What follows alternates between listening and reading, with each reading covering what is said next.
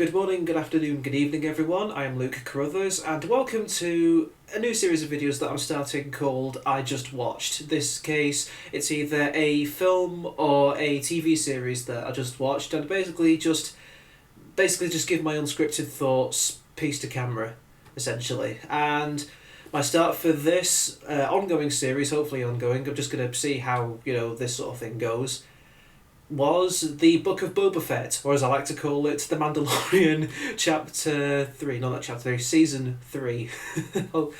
I will get more into what I mean about that later on, but if you've already seen the series, you probably already know what I mean by that. But, yeah, man, I wasn't sure what to expect going into this series when I first heard about it at the end of, the second series of The Mandalorian. About when I watched that along with the first season. I basically binged The Mandalorian, the full thing, with my sister back towards the end of 2020.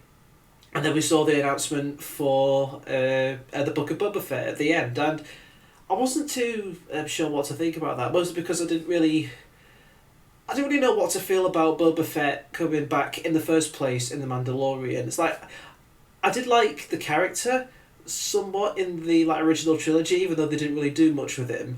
And Temuera Morrison, he is 110% dedicated to this character, and you can see it not just throughout this entire series, but also throughout what he did for the second season of The Mandalorian. He is 110% dedicated to the role, and he's a great he's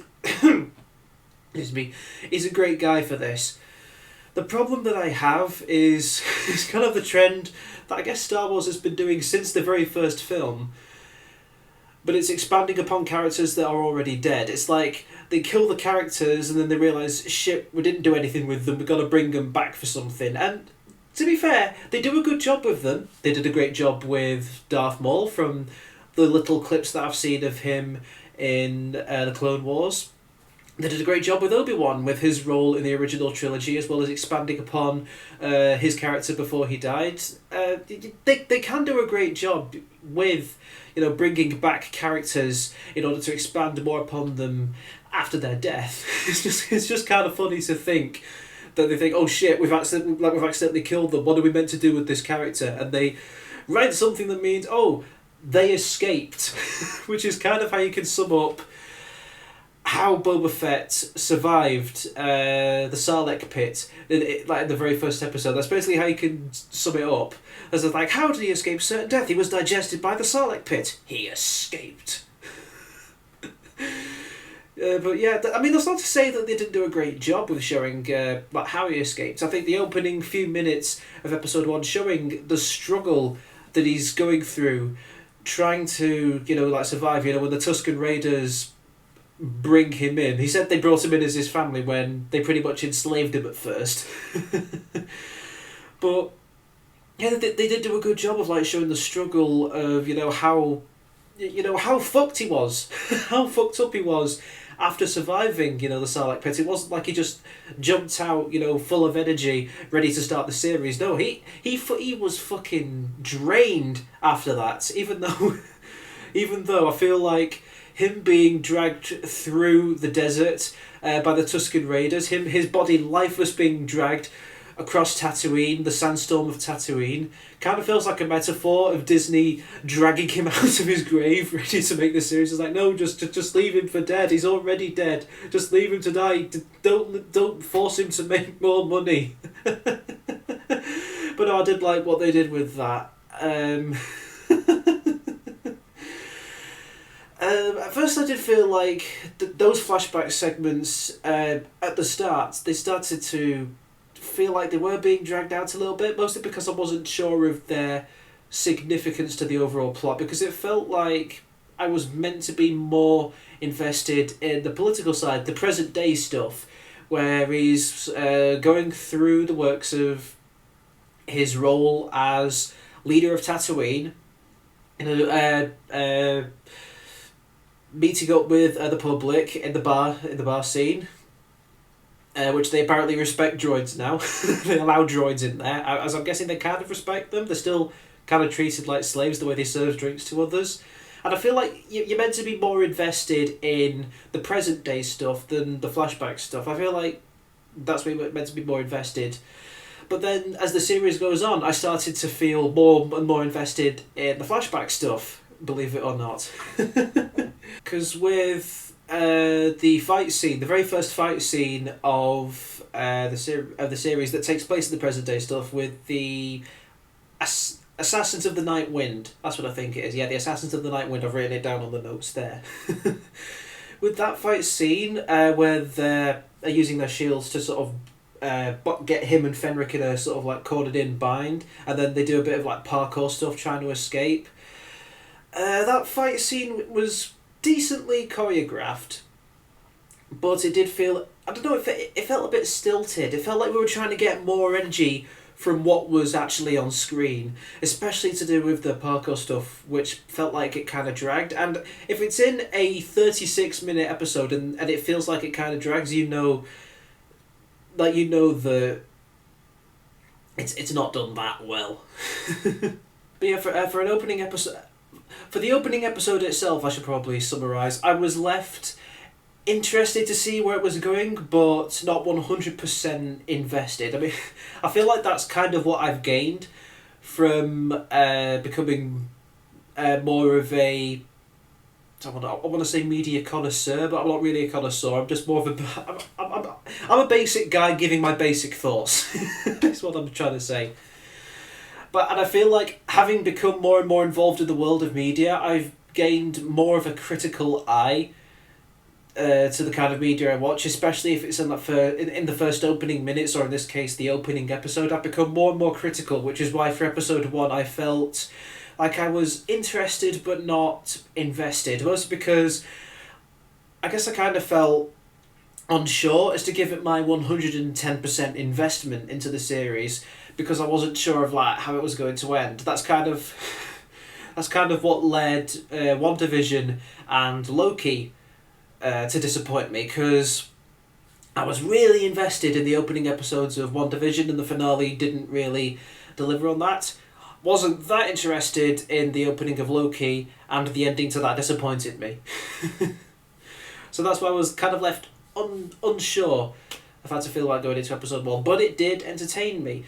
And to my surprise, the second episode was a hell of a lot better. It started off with the return of Jabba's family. They're his cousins, I think they were. Yeah, they were his cousins. And the way that they were both sat together on the chair, the throne thing carried around by the slaves, the way that they were sat in, the way that Jabba's cousins were sat very close together, kind of made me feel a bit weird, almost like, you know what I mean? It always kind of made me feel like maybe they're trying to be a bit more than cousins. It felt weird. It felt really weird seeing those like big, brute, disgusting creatures just like sitting very close together. But it was great to see that Jabba's family still survived. It was great to see that his family wasn't, that his appearance wasn't just a one-off. Like, he actually has an ongoing family that tried to claim their right to Boba Fett's throne for a little bit, as well as showing the angry Wookiee. I've written his name down here somewhere in my notes. Chrysanthemum. That's it, Chrysanthemum. But the majority of episode 2 is taken up with more stuff around the flashbacks with Boba Fett and the Tusken Raiders, and I 100% loved every single minute of Boba Fett's time with the Tusken Raiders. Absolutely loved it. I mean, they took characters, the Tusken Raiders, who I wasn't really that interested in. Like, I didn't really have that much of a care for them before, and yeah, I really love the Tusken Raiders now. I really love them as Star Wars characters. I love their I love that they got me to care when members of their family were slaughtered by the people on the train. I love that they got me to like care for them on that. It genuinely made me want to see them succeed in helping Boba, or Boba helping them take down that train to stop that happening to them. And they did. And that whole entire fight on the train, the entire like trace of like trying to take down the train, felt very Fast and Furious but with heart. It felt like it was a Fast and Furious type stunt fight, but with heart in it. And it gave a reason for, it being there. It wasn't just, flashbacks to show that it wasn't just flashbacks to show Boba getting from one place to another. It wasn't filler. It was showing how he escaped, the connection that he formed with the Tusken Raiders, how he gained a bond, and sort of gained the idea to put himself as the leader of the planet because he's tired of working for people who basically just end up getting him killed, and he wants to find a different life for himself. And the Tusken Raiders were sort of his pathway to doing that, accepting him as part of their tribe, especially with the dance scene at the end of that episode. Absolute highlight of the series for me. The way that it was set up, the way it was choreographed, especially knowing from hearing from interviews that Tememu Morrison draws on this sort of war tribal dance called haka, I think it is. Don't quote me on that if I get it wrong. But he draws on that whenever he's doing martial art fight scenes, and the way that that's kind of the way that the tribal dance was very much like a war tribal dance. To know that there's a sort of mythical martial art behind that, I'm again, I'm not 100% sure on that, but to know that that's a part of that tribal dance scene, it really made this episode my favourite episode of the series without a doubt. Just the whole arc of them with getting me to care for the Tusken Raiders and showing parts of Boba Fett's past. Shame they got killed in the next episode though. It was a bit of a shame how they killed off the Tusken Raiders when they did everything in the last 2 episodes to make me care for them, but I guess that's the effectiveness of storytelling. They get you to care for one thing and then make you realise how much you do care for them when they take them away from you. Because I got a bit teary-eyed. I didn't cry, but I did get a little bit emotional when Boba returned to see the Tusken Raiders had been slaughtered by who we didn't know at the time were the Pike... the Pike something. What is it? I wrote it down here. I didn't write it down. But yeah, it was kind of sad to see them go after they did so much to make me care for them. Kind of not sure how I felt about the rest of the episode, feeling a bit off in sort of tone whiplash. What I mean by that is it goes from showing us the sad emotional death of the Tusken Raiders to the high adrenaline of Boba being attacked in his sleep by Krazistan. Chrysantan, don't know where I got Krazistan from. To then a funny scene of Mando sat eating a full feast, waiting for Jabba's cousins to arrive. That did feel like a little bit off. And it also left me wondering how much of a beating can Boba take as a person, because not only did we see him survive the full lengths of not only did he survive the Sarlacc pit, first off, we're still questioning how he survived that. But which I'm guessing was that. I guess they tried to explain that it was the Beskar armour that protected him from the acid. Sure, whatever. But it's also how he survived the sandstorm, how he survived the beating from the Tusken Raiders when he tried to escape. Yeah. They said they made him part of his family, but no, they beat him into it. They didn't let him escape. But also how he survived his bones nearly being crushed by Chrysantan. So how much of a beating can this guy take? Or is it because he's only being kept alive by, again, the drive by Disney to keep him alive for money? What else to say about the episode? Oh, the bike chase. The bike chase where they're chasing down... I forget the guy's name, but he was the associate of the mayor. But the very, very dull bike chase where they got the cyberpunk guys who... I liked their kind of little one-off thing with them. First of all, being pointed out as the enemy for not paying for their water, but then it turns out they're not able to pay for the water because they don't have jobs, because there's no jobs to go around Mos Espa. I like that little not so black and white approach to looking at that society. And I did like their inclusion in helping out Boba in that bike chase. It just felt very unenergetic, and it felt very crammed in. Like it's a bike chase that felt very crammed in. Like it was trying to go for a kind of Mad Max Fury Road kind of chase, but it just felt very unenergetic. I'm going to be repeating myself a lot in this because I'm unscripted. But I just didn't really get a lot from that chase. It felt kind of off. It felt very, very off, and I did like the bit where they also introduced the Rancor as well. That was pretty good. Showing that not all Rancors are evil and they're actually capable of like showing emotions. Apparently, like they're apparently very emotional beings.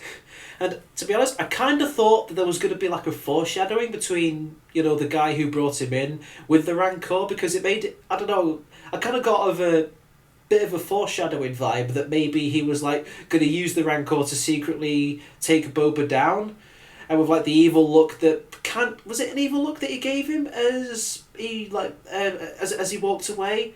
As Boba walked away? I couldn't tell, but thankfully they didn't go down that route. It was just me just sort of being a little bit suspicious of the guy. He did seem suspicious.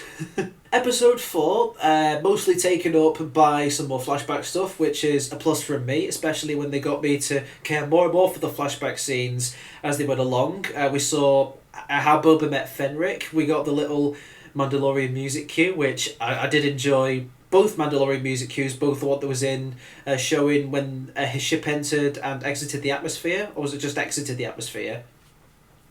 As well as at the bit towards the end where they kind of foreshadow his appearance in the next coming episodes. I did really enjoy that.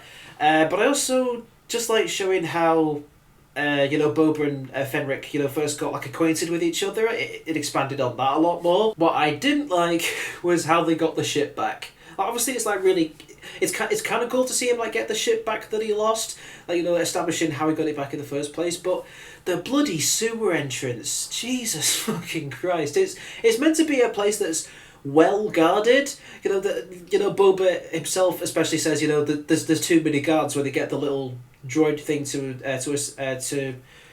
to speculate the place. But the way that they just enter in by a sewer that just appears at the side. It's almost like it could have gone in at any time. Do you know what I mean? Obviously, they have to plan the sneak attack, but with the little sewer at the end, it almost makes you feel like this bastard could have gone in at any time. Especially with how they, just somehow managed to deal with the guards anyway when they are alerted to their presence. But no, I do like that it is establishing on how they meet. I do like that he does take his revenge out on the Sarlacc pit. The Sarlacc pit fucking jump scared me when they were looking inside it for Boba's suit. It did make me jump scare that little bit. And I love how they got revenge on it with the ever so satisfying sound of the seismic charge. I'm pretty sure everyone can agree that that's one of like the best sound effects in Star Wars. And it did end with him making a political debate with the other 3 leaders of the different districts of Mos Espa, just basically saying, whatever goes on between me and the Pikes, whatever goes on between me and them, you should remain neutral. They don't, because of course they don't, to create tension. But yeah, the episode was a hefty step up from the previous episode. I was pleased with that. Episode 5 essentially becomes when the show becomes The Mandalorian Season 3. And I don't know. Because obviously I'm glad to see him back, because I did enjoy the Mandalorian series very much, more so the second season than the first season. I definitely enjoyed it when I was watching The Mandalorian, and to see him return in this, it's cool to see him again, but he feels like a heavy show stealer. With I think it's almost the entire episode is basically we don't see Boba Fett in the entire episode, I guess, unless the flashbacks count. Yeah, that the previously on Boba Fett counts. Because aside from that, he doesn't appear once in the entire episode. It's entirely focused on the Mandalorian, or or Din, I should say, basically trying to redeem himself after he told his associates that he basically took his helmet off, as well as the sort of like, I don't really want to say filler scene of him like showing how he got his ship back, but it does feel a little bit like filler, just like showing him the whole like repair process of him just sort of building the ship. And I feel like there should be more set for the Mandalorian season 3, but it isn't. And I get that with such a big character making a cameo appearance in this, of course you maybe want to spend some time on showing, how he's been getting on. How did he get to this place? But it feels very off when you cut from Boba Fett to a completely different character. It's almost like they're saying, we've stopped doing the flashback stuff now because Boba no longer has to spend time in the healing tank, which is where he has these flashbacks. It's almost like those flashback scenes are done and we have to find a new way to drag out the episode. Oh, I know, let's make it another Mandalorian episode. I'm not saying it drags it out, but it kind of does, if that makes sense. Episode 6 kind of feels like it does more to fix that, but it still feels more like another episode of The Mandalorian, specifically with how they show The Mandalorian. I keep saying The Mandalorian, but I should say, should I say Din or should I just keep saying The Mandalorian? I just keep on saying The Mandalorian, Mando, because I don't know, Mando kind of rolls off the tongue more than Jin, I don't know. But they show more of Mando travelling out to, I don't know where the planet is, I forget where the planet was that Luke was setting up his soon-to-be Jedi school, which we all saw what that led to. But I feel like in doing that, it's kind of pulling a filter over Star Wars fans' eyes, making them like believe something is cool, when in reality it's kind of distracting from what's meant to be a Boba Fett series. Like, obviously, it's cool to see Luke again, it's cool to see Grogu again, it's cool to see Ahsoka again. But because they were established solely in The Mandalorian Season 2, because they were directly tied to his mission to find a home for Grogu, it just kind of feels... It kind of feels like a tie-in to what's eventually going to become the Ahsoka series and The Mandalorian Season 3. And not a good tie-in where it's like naturally worked into the show. More like a sort of, no, we're going to spend a lot of time on this to make you know that these guys are going to appear again.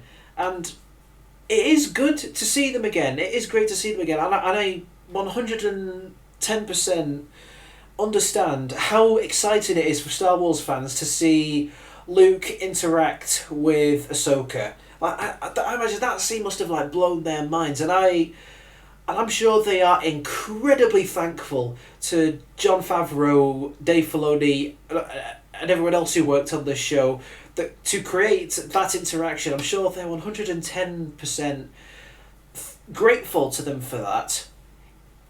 You just got to pick your moments right. Like, don't do it in a show that's meant to be about Boba Fett. Don't create a major distraction from who's meant to be the main focus of the show to do that. Which again, they kind of tried to rectify that towards the end of the episode when they bring more of a focus back onto Boba Fett, when they tried to show Mando trying to bring in Cobb Vanth, I forget what his... Marshall, that's it. The name, the Marshal.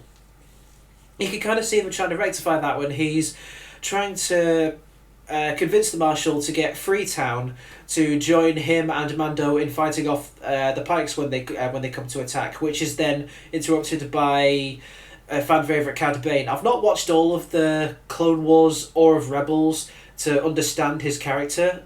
I wasn't as hyped to see his appearance as I'm sure many other Star Wars fans were to see him. But he was effective. He was very effective with the role that he did, specifically with his good and the bad and the ugly stare down that he had with the Marshal and the Sheriff, I think it was, who got shot.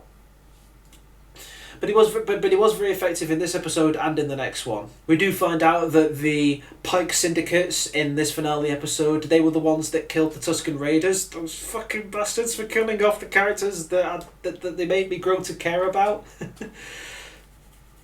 And the entire war that drags out throughout the rest of the episode, I thought was very effective. I was kind of dreading it at the back of my mind, thinking, are they going to deliver on a very strong finale, especially with how they've kind of shifted more of a focus onto the Mandalorian with the last two episodes. But no, they delivered a very effective finale. It didn't feel one-sided. It felt like it was a war that they were struggling to win with the with the cyberpunks, the eventual recruitment of Freetown when they decide to fight after the Marshal gets killed, quote unquote, because he is shown to be in the healing tank at the end of this. I just want to put a spoiler warning on this episode title, this video title. But it did feel like a war that they were struggling to win, especially with the appearance of, I guess, what are the upgraded spinning droids that were like first introduced to us in episode 1. You know, the ones that roll around and when they go to attack mode with the guns, they have their shields in front of them. They were very cool to see and very effective in the role that they played in the war. And it was very satisfying to see Boba riding the Rancor, taking them all down.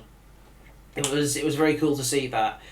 The stuff with the mechanic, with her scenes with Mando and Grogu, did feel a bit off because it felt like her character was a bit more...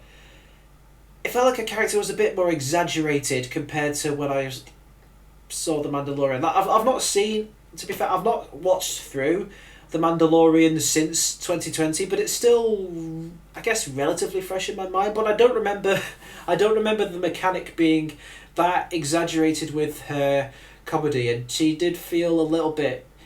She felt a little bit out of place for a series that was actually a bit more light-hearted compared to The Mandalorian. Because with The Mandalorian, there were funny moments, but it wasn't a funny series, and that's kind of the same with this, but it feels more light-hearted. It feels more akin to what we associate Star Wars with, very cheesy kind of comedy and very cheesy dialogue.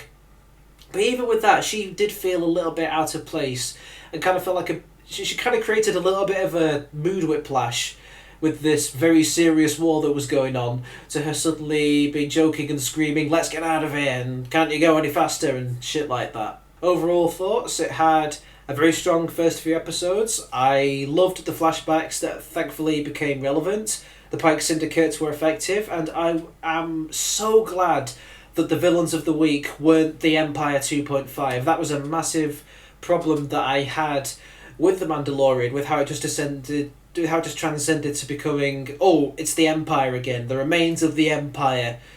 I'm glad that they didn't fall on that trend again. I'm glad that they brought in an original villain take into this. I liked Boba's growth as a character. He has now become a character that I very much care about, and can't wait to see more of him. If there is more of this season, if there is more of this show to come, is what I'm saying. I am kind of disappointed as to what this will lead The Mandalorian Season 3 to become, because the end of the episode basically shows that he's on adventures with Grogu again, because he chose to follow the Mandalorian instead of become a Jedi, as Luke gave him the option, and now Mando's back with traveling with Grogu again, because I don't know, because like the ending to The Mandalorian Season 2 and the idea that there will be a Season 3 kind of made me thought, okay, what are they going to do with the Mandalorian now that he isn't travelling with Grogu? And it's almost like, no, we're not going to have that. So it's like we can't have the Mandalorian not be associated with Grogu, mainly because, I don't know, Grogu's a good marketing campaign, like it's a good marketing strategy. So we're going to bring him back into this. So Season 3 is going to be the Mandalorian and the Grogu again, and I don't think I like that. I do not like how that was handled, because I was ready for something original. I was hoping them to strive more into something original, and they've not really done that. But other than that, back onto the main focus of this, the Boba Fett series itself. So you get a little bit distracted with The Mandalorian, considering how he takes up 2 of the 7 episodes in this series. But yeah, really enjoyed this series. Glad that I finally got around to watching it. I wasn't sure if I'd like it going in, but it managed to convince me by the end, to a point when I'm already singing the theme tune to myself every so often as I go about my day. It is a very, very cool theme tune, especially with the chanting and all that stuff. It is very cool. But I'm glad that it ended with closure. I'm glad that the series ended with closure and didn't feel like a filler finale that was a massive teaser for the next season. I hate when shows do that. It's why I didn't really like the ending to The Mandalorian Season 1. It's why I didn't like the ending to the Loki series. I hate when a series ends with a filler teaser for the next season, when there isn't any kind of closure. So yeah, that was the first episode of what I hope to be many of soon-to-be unscripted videos of me just giving thoughts on films and TV series that I've just watched. Let me know what you guys think about this in the comments. Let me know if there's any way that you'd like me to, I don't know, maybe structure them differently. Because again, this is sort of like a work in progress series. This is kind of like a prototype. So let me know in the comments if there's anything that you think maybe I can do to improve upon this. But yeah, have a good morning, afternoon, evening, whatever time you're watching this. Do consider supporting me on Patreon, and I'll see you next time.